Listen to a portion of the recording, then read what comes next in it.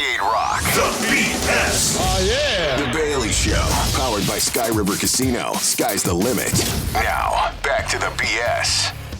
Appreciate your time. It's the BS. My name's Jason Bailey. There's Nikki D. There's Nelson. Big thanks to Kyle for helping us out today, going down the hall to do a sportsy show in studio. Every other Friday, we do FBI Fridays with our friends here, FBI Sacramento. Of course, public affairs specialist, Gina Swanky. Hello, Gina. How are you? Good. Yeah. Is her microphone on? She's not saying anything? She's just staying quiet over there. Give all the attention to Special Agent Scott Schofield. And, Scott, I got to tell you, after, most of the listeners know that I'm participating in the FBI Citizens Academy, which, by the way, just reach out to the FBI if this is something you want to do. I'm not special. This is so the FBI, so you can learn what the FBI does. I'm just very interested, and you get even more interested with this class. And you spoke a couple weeks ago regarding internet safety and sextortion and that kind of stuff, and just absolutely a mind-blowing, informative, I don't know what you call it, a speech, a seminar, whatever it is that you did. I walked away from that not only educated but terrified. I'm glad to hear it. That's what we're shooting for. It really, that's kind of what you have to, it's the truth. You're right in the middle, and some of the examples, and I don't know exactly what I can say here on the air, but, you're in the thick of these sextortion cases. You are there, right? Yeah. Yeah. Yeah, we actually investigate quite a lot. Unfortunately, quite a lot of sextortion lately. It has been on the rise quite a bit in the last couple of years, but it's a crime problem that actually goes back more than just a couple of years. It's just gotten a lot more, I think, notoriety as it has continued to increase in the last couple of years, yeah. Is there a specific age group that it's affecting? Well, that's a great question. So I will say, just for the audience, sextortion is basically a crime where a bad guy tries to get some sort of embarrassing content from the victim, and then we'll try and use that to extort the victim to do something that they want. Right. And a few years ago, really the point of that was to try and get additional explicit conduct. And so we were seeing victims, both guys and girls, but generally a little bit younger, probably in the 10 to 15-ish range was the common one. But then a couple of years ago, a few groups, mostly overseas, figured out that this was a way that they could possibly do the exact same crime, but instead of getting additional content, they can maybe extort money out of people.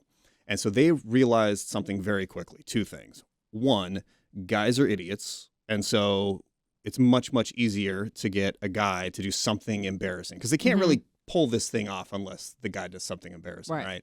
And then they also realized that young kids don't have a lot of money. So the target victim group kind of changed. So right now, the biggest target victim group is actually kind of mid to late teen and even into early adult guys. Wow. I can even imagine middle-aged guys. I got a text the other day from, hey, you remember me, with a picture of a good-looking young girl. And I'm like, Did you remember her? Oh, absolutely. Actually. God, it's been so long. How have you been? Hey, before we start this conversation, let me just go ahead and give you my bank information. Correct. Yes, exactly. How much do you want? Right. But that's the thing. And that's right. I'm on the right. That's what they do. And and they're also probably thinking, well, what if that guy shares his, wife goes into his phone, like there's no secrets. My wife can go into my phone. She sees that before I see it. She's going to start asking questions. Yeah. Right. So then you open up another can of worms. Absolutely. And they know this stuff. Yeah. And really what it comes down to, the funny thing is, it's not funny, but extortion is not new, right? It's just that they've found this kind of new way to do it. And extortion has always been a crime that only works if you get some sort of leverage over the victim. Right? So whether that was at some point, kidnapping the kid to then extort, like a ransom, that's just extortion. I have something you want, give me something and I'll give it back to you. In this case, unfortunately, it's so much easier to do this. And I think you're right. They'll extort anybody. But for the most part, middle-aged guys and women, we're a little bit more savvy. We see a text like that come in, we're like, come on, but younger people, maybe not. Also, I hate to say it this way, but if you're like a 18, 19, 20-year-old guy and some girl sends you a nude photo, you're much more likely to be very into that and potentially be willing to reciprocate. And so that's really how this works. And the embarrassing aspect of it, too, is that if you send it and you're then threatened by, I'm going to release this, or if you're a young person, I'm going to tell your parents. If you're an older person, I'm going to tell your significant other.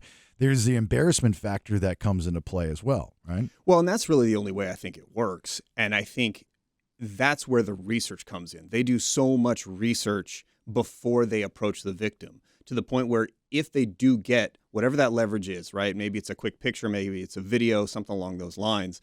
They've done enough research that they now drop the act and they say, look, I know who you are. Here's a screenshot of your, Instagram account or what have you. And then most of the time from that Instagram account, they'll also try and figure out, who do you care about, right? Who your parents are. Here's screenshots of their Facebook accounts. Where do you go to school? Sometimes from Instagram, you can see that information. Who are your friends? Are you on the volleyball team? And they'll actually threaten, say, look, I've been recording everything that just happened, right? And I'm going to send it to all of the people on your basketball team and to your parents and to the principal of your school. And here's screenshots of their social media to prove to you that I know who that is, unless you do what I want you to do. And that's really where the hook comes from and where a lot of young people feel very trapped. Did you give an example of a specific case that's been gone public, obviously, that you worked on in or around Sacramento, or something that you can kind of give a little substance to the audience of going, wow, you know what? That's similar to another situation that they might know of. Yeah, sure. So there was a case that I was not the case agent, meaning I was not the agent investigating and arresting the bad guy, but I was sent information from Florida, where they had done a search warrant and found this guy named Lucas. And what Lucas was doing was essentially chatting with both guys and girls on a website where you just kind of chat with people randomly. And he was chatting with them over a web camera. And he was fooling them. He was basically playing a video on his side of the web camera and fooling these young people, both guys and girls, into thinking that he was a young person. He was actually about 30, big long beard, looks pretty scary. Goodness. And so one of the girls that he had done this with, in one of the videos that the FBI found in Florida on his computer, she was wearing a Sacramento area high school T-shirt. So they sent that information out to me and asked me to go find her. And long story short, I mean, he was able to find her because her social media was very open. She was not using all the security features that you should. But they didn't find him until 5 years after she had chatted. So she was 14 when she chatted with him, and she did show parts of herself, and that's how this kind of started. She's now 19, and I've got to try and go find her and get a statement from her. Long story short, he basically had about 250 different victims on his computer that they found. And really good ending to that is he got 250 years in prison. Oh, wow. That's good. Not sure he's going to make it. We'll have to wait and see. Yeah. But regardless of how much time he got, all of those victims were still victimized. And that's the difficult thing about this, and why I love outreach like this and some of the other outreach opportunities that we do. If we can try and educate people so that they don't find themselves in this situation, then we reduce the number of cases, because I'll be honest, we just do not have enough people to work all of this. It's so prevalent. But also, regardless of what happens afterwards and whether we find bad guy and he goes to jail, the damage is kind of done in that case, And any picture can be manipulated, I would think. I mean, I've got an 18-year-old daughter. The trend now with girls her age, or, not to sound like I'm ancient, but some of the stuff that they wear. I mean, Nikki's got a young daughter as well. She's 15. And it's, unfortunately, my daughter's 18, and there's only so much say I have in it, because as a parent, and you're a parent, right? You get that borderline, like, well, you don't think I look good in this? I can't. You're telling me what you know what I mean? Yeah. Like, no, I'm trying to help you not to have that image on the internet. Oh, well, you do a radio show the other day. You did this with Nelson. So it's a very difficult battle. But those even pictures that are accepted on the internet that aren't provocative, but bikini or whatever, the stuff to the gym with up the buttons, all the stuff, they can be manipulated, right? Absolutely. Yeah. And I think that this is going to be the next big challenge for those of us who work crimes against children like this. As AI gets better, I mean, deepfakes have already been a thing for a while. They're just getting better, and AI makes it to where, and I've had people call in with this exact type of situation where someone has taken, say, maybe an explicit photo of somebody else, put their face on it, and then try to extort them with that. And in that case, that's extra difficult, because you as the victim it's not like, I mean, nobody deserves that, but it's not like you actually did something like, oh no, if I hadn't done that, then I wouldn't be in this situation. Right. You now have to try to prove that you didn't do it almost. Yeah. That's crazy. And as soon as you deny something, you immediately look You're guilty. guilty. So if a friend or a family member sees that photo, I just mean in that regard. So when it comes to a friend or a family member and they say, what are you doing sending this picture of your body? Mom, dad, cousin, I would never do that. They have a feeling that okay, I don't believe. Yeah, you're lying. Mm-hmm. Yeah, I think you're right. Although I do think that there's a shift happening or starting to happen in this regard because it's becoming well known that deepfakes are a thing, that AI is a thing. So at some level, I wonder when that pendulum will swing over to where people are like, oh, did this happen to you as well? Because it's happening to so many people. But I think it's going to be a bit generational. I think if you're a 15-year-old and you're telling your parents that's not me, that's exactly the reaction you're going to get 100%. But if the 15-year-old tells their friends at school, their friends might be like, oh, yeah, that happened to me too. You know, that kind of situation. Well, the problem is you don't have to have Photoshop to do it anymore now. And like you said, deep fake, sure, you still had to have some like modicum of technological know-how to do that, but now you're getting it in an app. I can go to a website and say, generate this picture, it looks like this, and give it even a template of a face you could have pulled off of a public Instagram that wasn't even provocative. Right. And how can we safeguard our children? I mean, all I can do is try to monitor my daughter's phone and things like that. But, like, is there another step for parents to take to try and safeguard our children? Yeah, when I speak with parents, the main thing that I tell them is twofold. One, be educated. So if your child is on an app, you should research that app, understand how it works. Every social media app has a parent's guide. They're not all easy to find, but if you Google Snapchat parent's guide, it's out there. Read it.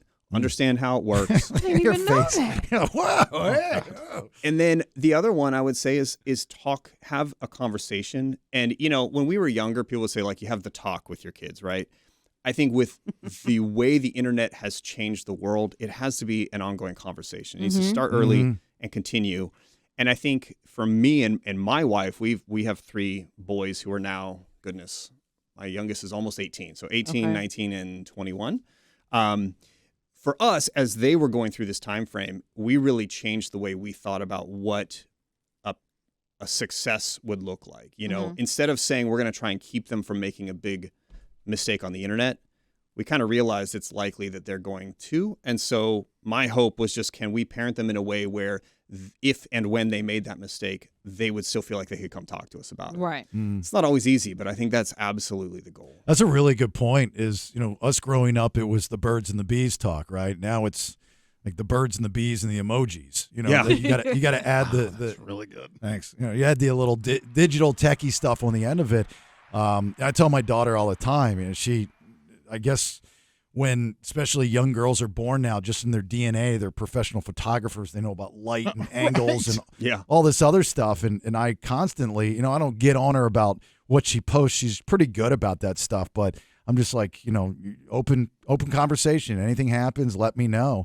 And hopefully she buys into that. I think she does, at least with her mother. But that's the important thing is to make sure that they would tell you. Yes. Because I would think, right, that a lot of these cases, they kind of fester for a long time and they go longer than what they need to go for because the kid or the young person is too afraid to say anything, right? Absolutely. The number of young people that I have talked to over the years who have made one, you know, we all know when we've kind of stepped over that line, right? Yes, They've done that thing and been like, uh-oh, but they're so scared that their parents will find out, will see some of the chats and realize they know words they're not supposed to know. Obviously, they're scared that someone might see that whatever content they just generated, that they think I can handle this. And so they try and comply with the bad guy. And especially in those ones where the bad guy's looking for more pictures or videos, they just kind of continue to dig that hole even deeper. And now the guy's got a lot of content and the extortion never stops. They will always say, oh, this is the last one. You know, just send me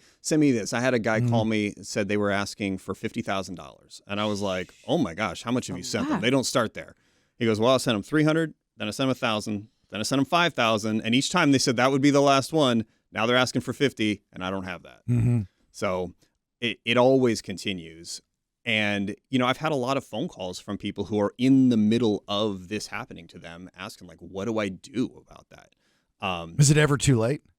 It is never too late. And I will say this, it sounds sad to say this, but even if you have photos that were taken and they are now on the internet, your life still goes on. And I've talked to so many victims who in the middle of it hurts, right? It's like an injury, right? Mm-hmm. It hurts right now.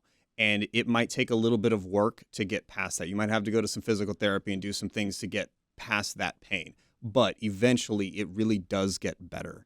And I think that's an important thing to talk about because unfortunately there are a good number of victims of this type of crime across the country and around the world, honestly, who have chosen to commit suicide over it. So it is a really huge problem. I saw that on Lifetime. Yeah. On 98 Rock.